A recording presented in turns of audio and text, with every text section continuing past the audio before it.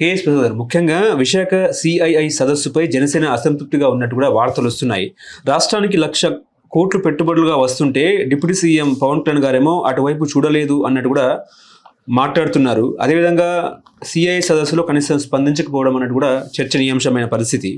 ఓవరాల్గా తనకు తగిన రీతిలో భాగస్వామ్యం కల్పించలేదని భావనలో పవన్ కళ్యాణ్ ఉన్నట్టు కూడా జనసేన సైనికులు అనుమానం వ్యక్తం చేస్తున్నారు. నిజమే అంటారా?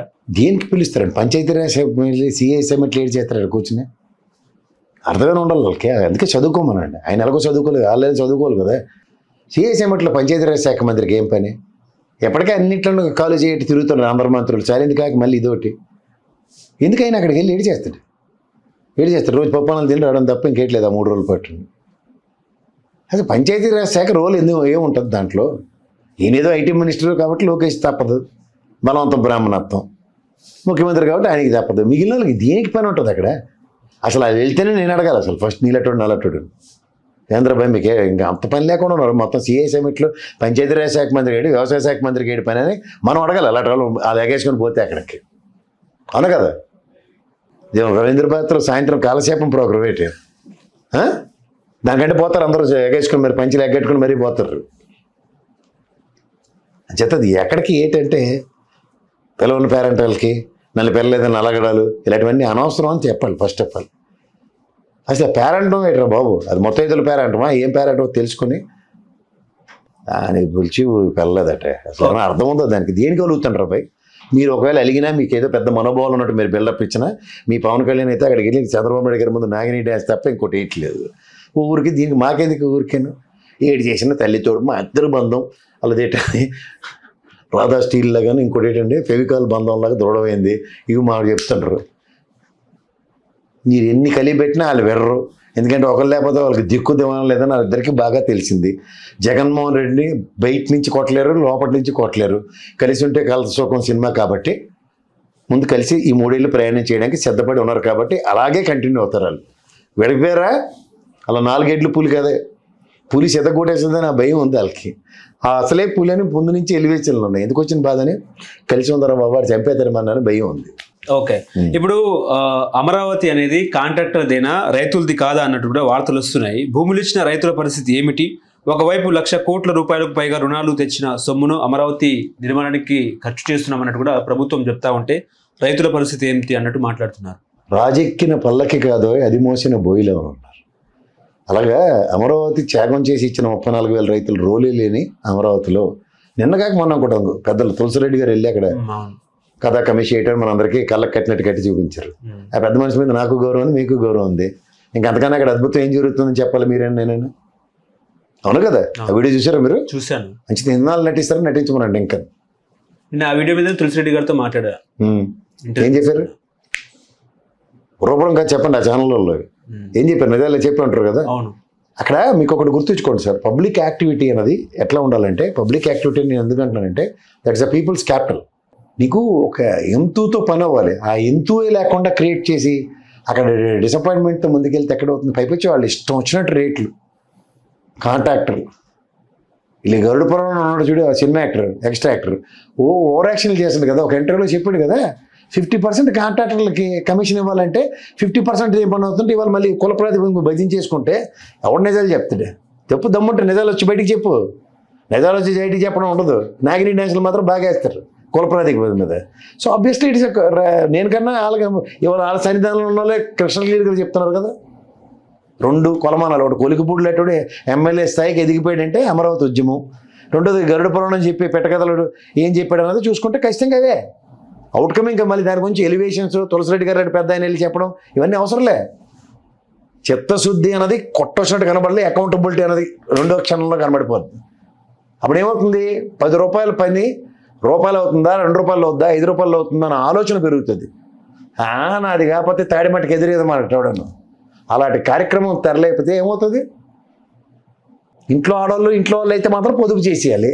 రాష్ట్ర ఖజానా డబ్బులు అంటే దుబారా చేసేయాలా? ఏంటంటే ఇది కాంట్రాక్టర్ మనోడు కాబట్టి 50% వస్తుందా 40% వస్తుందా అన్న నేపథ్యాలు అంటే మరి గరుడుపురం నువ్వు పిలిచి అడగండి ఒకసారి.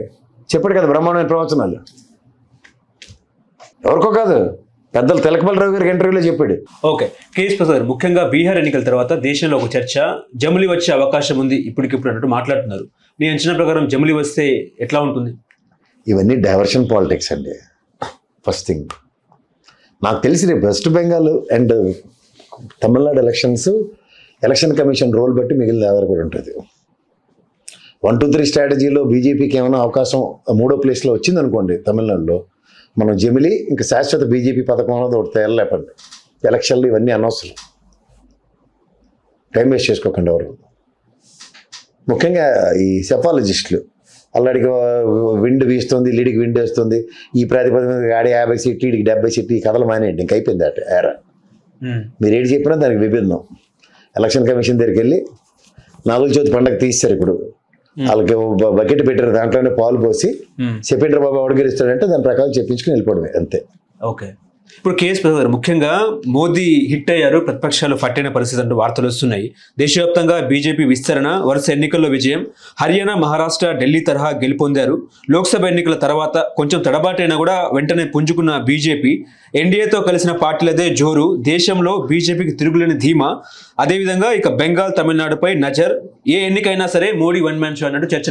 తడబాడారు నిజమే కదా, ఎంత బాగా చదువుకున్నారు. 15,000 ఎలక్షన్ కమిషన్ సన్నిధానంలో పటపట 10,000 ఇచ్చారు. సడన్గా ముందు రోజు ఎలక్షన్ ముందు రోజు ఢిల్లీలో బాంబు పేల్చి చూపించారు. పాత strategy same modus of operandi success అయిపోయింది. తడబాటు కనబడింది, దాన్ని సరిదిద్దుకోవడం కనబడింది. అవుట్కమ్ రిజల్ట్స్ ఆర్జేడీ పడికి కాంగ్రెస్కి బొల్లు మంది. మోడీ గారు సక్సెస్ నిజమే. ప్రజాస్వామ్యంలో మనం ఆ లెక్క ప్రకారం ఉన్న 145 కోట్లు ప్రజలు అటుపక్క ఓటమి పాలే నిలబడి ఉంటే మోడీ గారు ఒకలే గెలుస్తున్నారు. కంగ్రాచులేషన్స్ అంతే. దీని గురించి ఇంత పెద్ద ఎలాబరేటివ్ డిస్కషన్స్, డిబేటు, ఓటు పెరిగిందట తగ్గిందట, అల్లాడు ఓటు లీడ్ వేసాడట అని రాహుల్ గాంధీ గారి పెట్టకథలు మనకు చెప్పడం రాదు, అవసరం లేదు. టైం వేస్ట్ చేసుకోకండి మీరు కూడా. అంత పెద్ద పెద్ద ప్రశ్నలు అడిగి అంటే తప్పు జరిగింది సరిదిద్దుకున్నారు బీజేపీ. సింపుల్, పాత మోడల్స్ ఆఫ్ ఆపరేండే బాంబు పెట్టేశారు, 10,000 ఇచ్చేశారు, సక్సెస్. అంటే దేశంలో అనగనగా ఒక కాంగ్రెస్ పార్టీ ఉండేదట అనుకోవచ్చా? అంతే. ఈ తెలితొక్క మేళం ముసిలి జంబుకాలు ఎట్టుకుని వెళ్తే ఈ జన్మకు కాదు కదా, వచ్చి జన్మకు కూడా తల్లితోడు వాళ్ళు రారు. ఇక్కడ కూడా రేవంత్ రెడ్డి గారు వల్ల గెలిచింది ఇక్కడ కాంగ్రెస్. అదర్వైజ్ ఆ పాత ముసలి వాళ్ళు అయితే మీ ఇంటికి వెళ్ళారు పక్క వెళ్ళారకుండా చెప్తారు ప్రజలు కూడా. అంత ఎక్స్క్యూజ్ మీ అంతే, చిచ్చే టైం వేస్ట్. కాంగ్రెస్ అనడం టైం వేస్ట్ సార్. అక్కడ తేజస్వి యాదవ్ చిన్నపిల్లడు అయిపోయాడు, కానీ ఇదే స్టాలిన్ చూడండి, వదలపండే పైకి మళ్ళీ వదలపండే అని కాంగ్రెస్ వాడికి ఒక్క సీటు కూడా ఇవ్వకపోతేనే మేసం మీద చేసి స్టాలిన్ గెలిచాడు అక్కడ. పాప తేజస్వి యాదవ్ ఎరుబగులోడు కాబట్టి 50 సీట్లు ఇస్తే ముసలోళ్ళు పళ్ళు పొట్టపొట్ట కోరికి ఎన్ని ఇచ్చాం ఎన్ని గెలిచారు సరిపోయి ఉందండి. ముసీళ్ళు మొహాలు వేసుకుని ఆ కోర్టుగాడు గ్యాలెట్ గాడు ఉంటాడు చూడు, చీఫ్ మినిస్టర్ అన్న తర్వాత ఆడికి డీజీపీ చీఫ్ సెక్రటరీ చేతులు లేరంటే పాపం సచిన్ పైలట్ నానా సావులు సచ్చి గెలిపించాడు రాజస్థాన్. వీడు తీసుకెళ్ళి ఆ మోడీ కోర్టు స్వాహా నా జేవి సోమజోజులాగా అరే ఎంపీలన్నీ ఎట్టుకెళ్ళిపోయారు, అన్ని ఎట్టుకెళ్ళిపోయారు, గడగడ గంట నుంచి ఇచ్చేసాడు. అప్పుడే ముసలోని వెనక్కి పెట్టి పరిగెట్టకుండా వాళ్ళెంత జిడ్డోళ్ళు అంటే మోడీ పక్కన కూర్చుని డోకులేలు, రాజస్థాన్ వాడికి డోకులేలుతో ఏం పని. అప్పుడే సచిన్ పైలట్ పటపట పళ్ళు కోరికి నాలాగా కత్తెట్టుకుని వెళ్ళుంటే ముసలోడు గుండె అయిపోయి చచ్చి ఉంది, దరిద్రం వాళ్ళు ఉంది. వాళ్ళు అస్సలు ఎత్తరేం లేకుండా అలా చూడు. భారతంలో ఉంటాడు శల్లి సారాజ్యం అని, అలా శశితరూరు గారు ఒకడు వాళ్ళకి.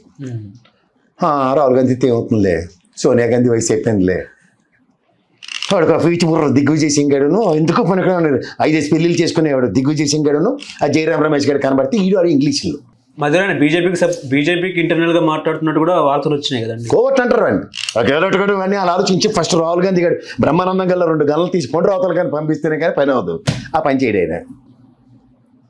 ముషీలో మోతీలలో తాళాలు కూడా ఎక్కడ పెట్టిపోయాడో తెలియదు. ట్రెజరర్ 93 వాడంతా వాడు చచ్చిపోవాలి, కానీ ఆ కాంగ్రెస్లో వాళ్ళు వదలరు.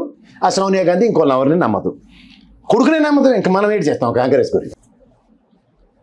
మళ్ళీ వీటితో కాదని ఆ కుటుంబంలో ఆ అమ్మాయిని కూడా తెచ్చారు. ఇందిరాగాంధీలో ఉందట, ఇది షర్మిలకి ఎలివేషన్లు ఇచ్చారు చూడు, ఈ తపేల ఛానల్లో బెటర్ వాళ్ళకి. వైనాడు ఎంపీగా కూడా గెలిచింది కదా, గెలిచారు సార్.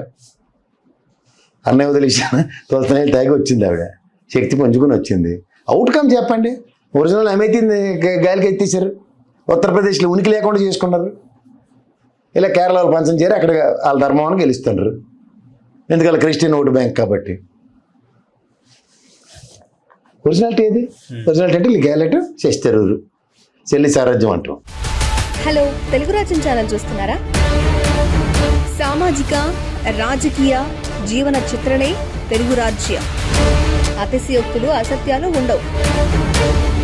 రాజకీయ కోణం కాదు, ప్రజా కోణమే కొలబద్ద. తెలుగు రాజ్యం వీక్షణ మీ ఉత్తమ అభిరుచికి నిదర్శనం.